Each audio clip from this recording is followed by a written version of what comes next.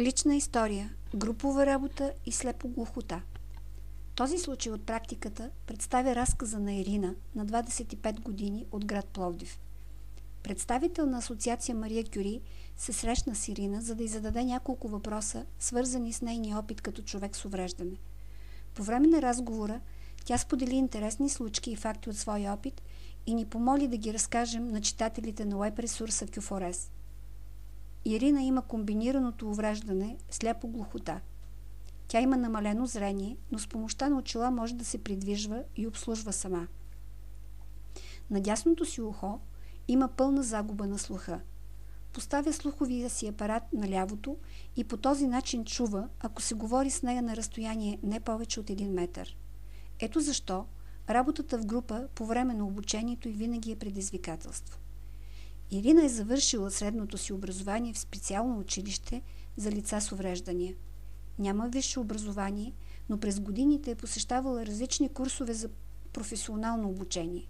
Последният от тях е бил особено интересен за нея, тъй като обучаемите са били хора от различни европейски страни, преобладаващата част от които без увреждания. Друга особеност на курса е била, че той е продължил само 7 дни, а работният език е бил английски. Темата на курса е била "Как да стана обучител на връстници". Ирина избира този курс, тъй като в момента работи като обучител в Националната асоциация на слепоглухите. Ежедневната й работа е свързана с срещи и обучения на лица с увреждания. Ирина е любознателна и обикновено се възползва от всяка възможност да се запознае с нови хора и да придобие полезни знания. Затова и решава да участва в международния обучителен курс, въпреки че е наясно, че ще й бъде трудно. Когато обучението започва, Ирина разбира, че ще й се наложи да се справя с доста утежняващи нейното обучение обстоятелства. Например, обучителната зала е шумна, а акустиката лоша.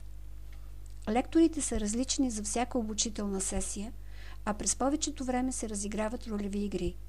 Ирина споделя, че не е уведомила предварително организаторите, че има специални потребности и за това обучителите не са подготвени, за да се отзоват своевременно. Така Ирина се оказва в ситуация, където инструкциите за обучителните игри са написани на дребен шрифт, който не може да прочете, а лекторите не винаги говорят достатъчно високо и отчетливо. По думите на самата Ирина, тя е човек, който се бори до край и не се отказва лесно. Затова по време на обучението тя се ориентирала бързо в обстановката и помолила двама от обучаемите да й помагат. Те седнали близо до нея, за да й препредават инструкциите на обучителя. Четели и писмените инструкции и й помагали при динамичните игри. Така на практика Ирина намерила двама асистенти и благодарение на тяхната помощ успяла да участва ефективно по време на обучението. След първите няколко дни и самите обучаеми разбрали повече за това, как могат да направят обучителния процес по-достъпен за Ирина. По време на паузите тя ги помолила да говорят по-ясно и силно. В движение те увеличили шрифта на презентациите, а картинките били обяснявани описателно.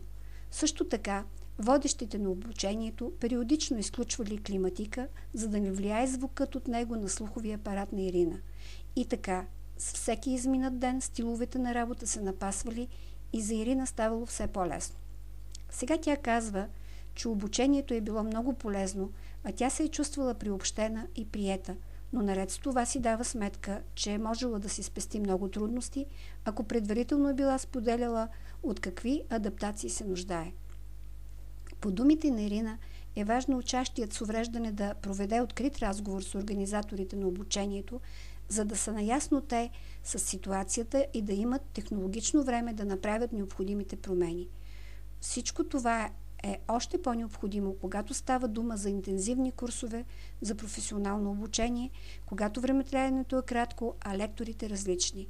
В тези случаи, ако обучаемият с увреждане даде необходимата информация за себе си предварително, това би било от полза за всички.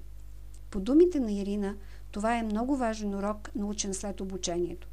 Накрая тя съветва всички хора с увреждания като нейното да бъдат търпеливи и дисциплинирани и да говорят открито за своите потребности, и то не в последния момент.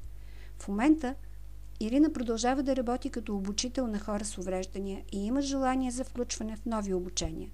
Нетърпелива е да се запознае с съветите на уеб ресурса Кюфорес, защото смята, че всеки съвет и препоръка могат да й бъдат от полза.